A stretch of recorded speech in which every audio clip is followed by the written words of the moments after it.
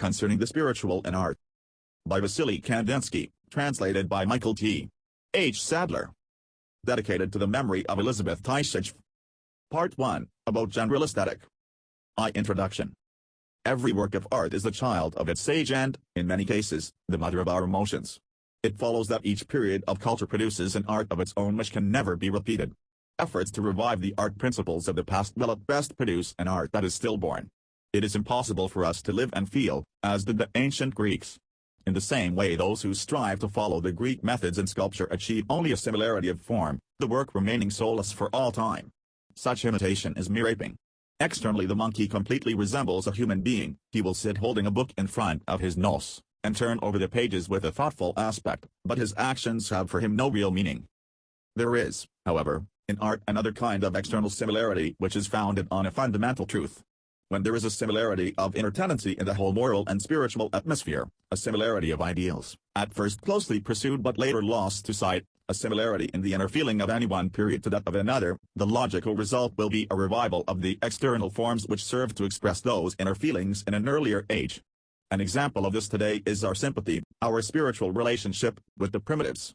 Like ourselves, these artists sought to express in their work only internal truths, renouncing in consequence all consideration of external form. This all-important spark of inner life today is at present only a spark. Our minds, which are even now only just awakening after years of materialism, are infected with the despair of unbelief, of lack of purpose and ideal. The nightmare of materialism, which has turned the life of the universe into an evil, useless game, is not yet past. It holds the awakening soul still in its grip. Only a feeble light glimmers like a tiny star in a vast gulf of darkness. This feeble light is but a presentiment, and the soul, when it sees it, trembles in doubt whether the light is not a dream, and the gulf of darkness reality. This doubt, and the still harsh tyranny of the materialistic philosophy, divide our soul sharply from that of the primitives. Our soul rings cracked when we seek to play upon it, as does a costly vase, long buried in the earth, which is found to have a flaw when it is dug up once more. For this reason, the primitive phase, through which we are now passing, with its temporary similarity of form, can only be of short duration. These two possible resemblances between the art forms of today and those of the past will be at once recognized as diametrically opposed to one another. The first, being purely external, has no future. The second, being internal, contains the seed of the future within itself. After the period of materialist effort, which held the soul in check until it was shaken off as evil, the soul is emerging, purged by trials and sufferings. Shapeless emotions such as fear, joy, grief, etc., which belong to this time of effort, will no longer greatly attract the artist. He will endeavor to awake subtler emotions, as yet unnamed. Living himself a complicated and comparatively subtle life, his work will give to those observers capable of feeling them lofty emotions beyond the reach of words. The observer of today, however, is seldom capable of feeling such emotions.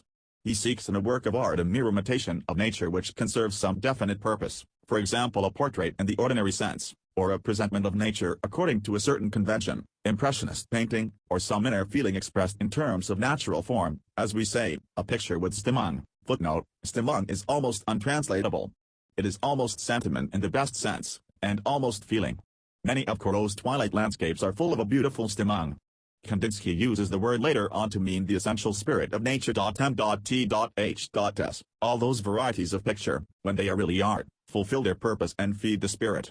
Though this applies to the first case, it applies more strongly to the third, where the spectator does feel a corresponding thrill in himself. Such harmony or even contrast of emotion cannot be superficial or worthless. Indeed, the stimmung of a picture can deepen and purify that of the spectator. Such works of art at least preserve the soul from coarseness. They key it up, so to speak, to a certain height, as a tuning key the strings of a musical instrument. But purification, and extension in duration and size of this sympathy of soul, remain one-sided, and the possibilities of the influence of art are not exerted to their utmost. Imagine a building dividing into many rooms. The building may be large or small. Every wall of every room is covered with pictures of various sizes, perhaps they number many thousands.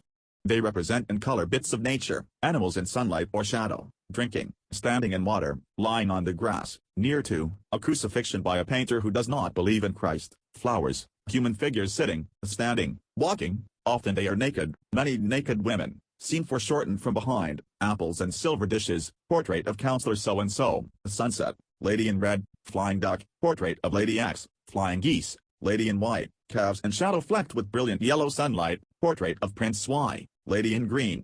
All this is carefully printed in a book, name of artist, name of picture.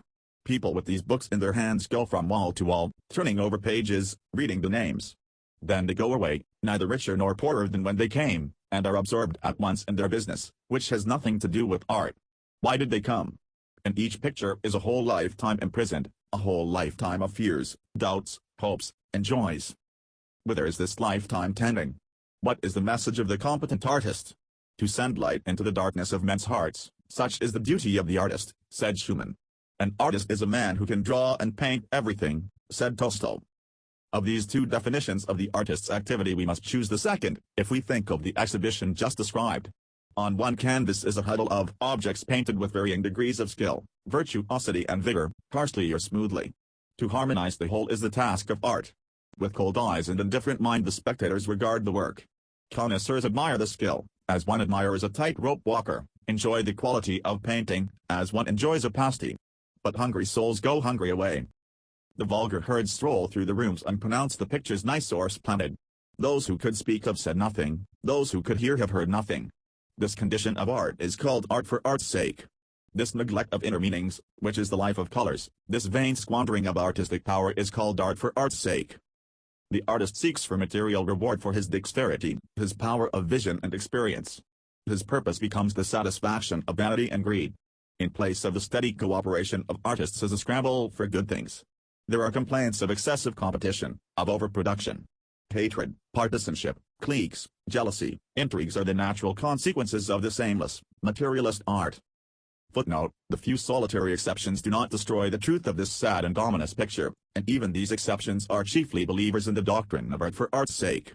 They serve, therefore, a higher ideal, but one which is ultimately a useless waste of their strength. External beauty is one element of a spiritual atmosphere. But beyond this positive fact, that what is beautiful is good, it has the weakness of a talent not used to the full. The word talent is employed in the biblical sense. The onlooker turns away from the artist who has higher ideals and who cannot see his life purpose in an art without aims. Sympathy is the education of the spectator from the point of view of the artist. It has been said above that art is the child of its age. Such an art can only create an artistic feeling which is already clearly felt. This art, which has no power for the future, which is only a child of the age and cannot become a mother of the future, is a barren art. She is transitory and to all intent dies the moment the atmosphere alters which nourished her. The other art, that which is capable of educating further, springs equally from contemporary feeling, but is at the same time not only echo and mirror of it, but also has a deep and powerful prophetic strength.